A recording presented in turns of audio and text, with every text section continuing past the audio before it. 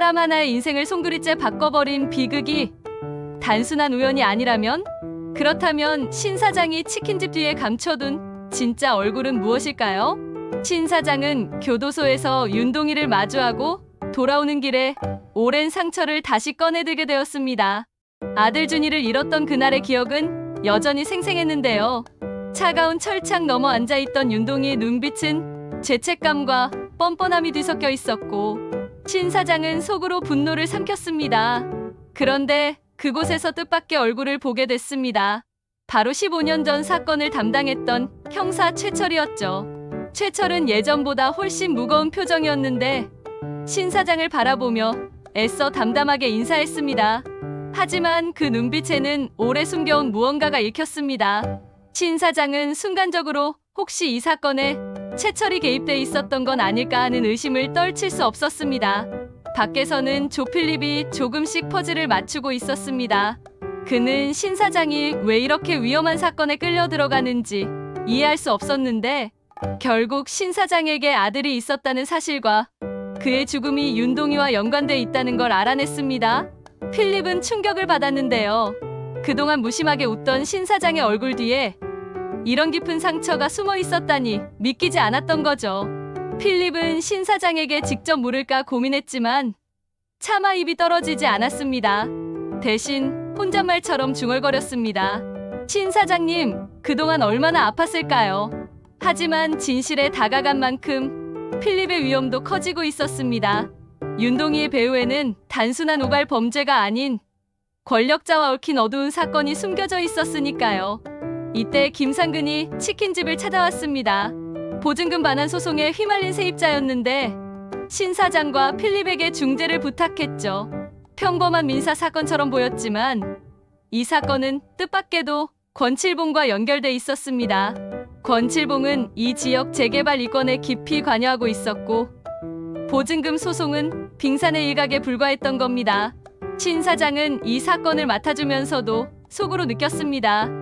결국 또 권력의 냄새가 나고 있구나. 최철은 점점 흔들리고 있었습니다. 신 사장과 마주친 순간 자신이 묻어둔 진실이 다시 떠올랐거든요. 사실 그는 당시 수사 과정에서 상부의 압력을 받았고 윤동이의 범행 뒤에 누군가 더 있다는 걸 알면서도 묵인했었습니다. 그가 침묵하지 않았다면 준이가 죽은 진실은 훨씬 일찍 밝혀졌을지도 몰랐죠. 이 죄책감은 세월이 흘러도 사라지지 않았고 신 사장을 다시 만난 순간부터 최철은 무너져 내리고 있었습니다. 그는 스스로에게 물었습니다. 지금이라도 모든 걸 말해야 할까? 아니면 끝까지 묻고 가야 할까? 주마담은 신 사장의 변화를 감지하고 있었습니다. 평소보다 더 날카로워진 눈빛, 밤마다 홀로 술잔을 기울이는 모습. 그녀는 다가가 속삭였습니다. 당신 뭔가 혼자 짊어지고 있죠? 제발 저한테도 말해줘요. 같이 짊어지면 조금은 가벼워지잖아요. 하지만 신 사장은 끝내 고개를 저었습니다. 이건 나 혼자 감당해야 할 일이야. 그렇게 말하는 그의 목소리는 단호했지만 그 안에는 깊은 외로움이 숨어 있었죠. 주마담은 눈물이 맺혔지만 그조차 보이지 않게 감췄습니다. 이시오는 필립의 태도를 보며 점점 불안해졌습니다. 필립이 신 사장의 과거를 알아냈다는 걸 직감했거든요. 그런데 그녀 역시 과거 최용민과의 얽힘을 여전히 숨기고 있었습니다. 언젠가 신 사장이나 필립이 그 사실을 알게 되면 자신이 그 곁에 있을 자격이 없다고 느낄까봐 두려웠습니다. 진실을 말해야 할까? 아니면 끝까지 묻어야 할까? 이시오는 최철과 똑같은 질문 앞에 서 있었습니다. 그리고 사건은 다시 급박하게 흘러갔습니다.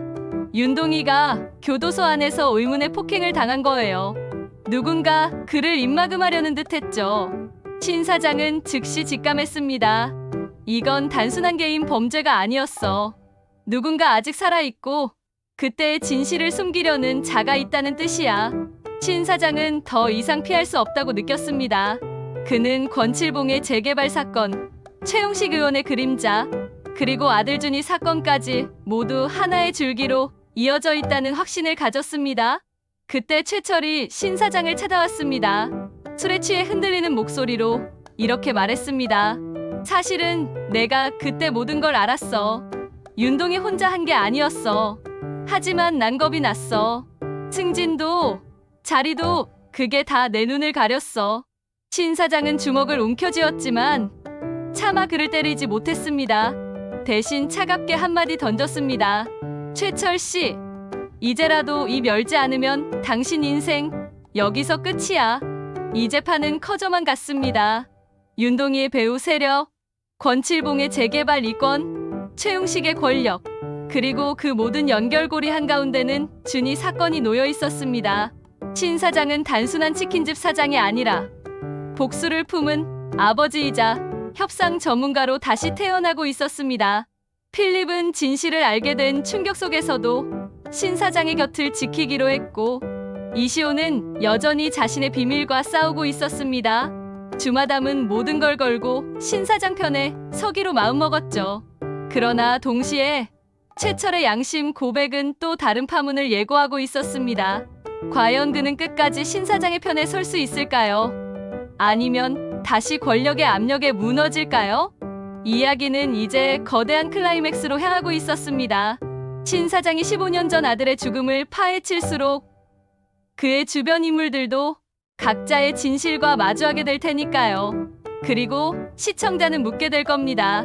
신 사장이 마지막에 지키려는 건 복수일까? 아니면 새로운 정의일까?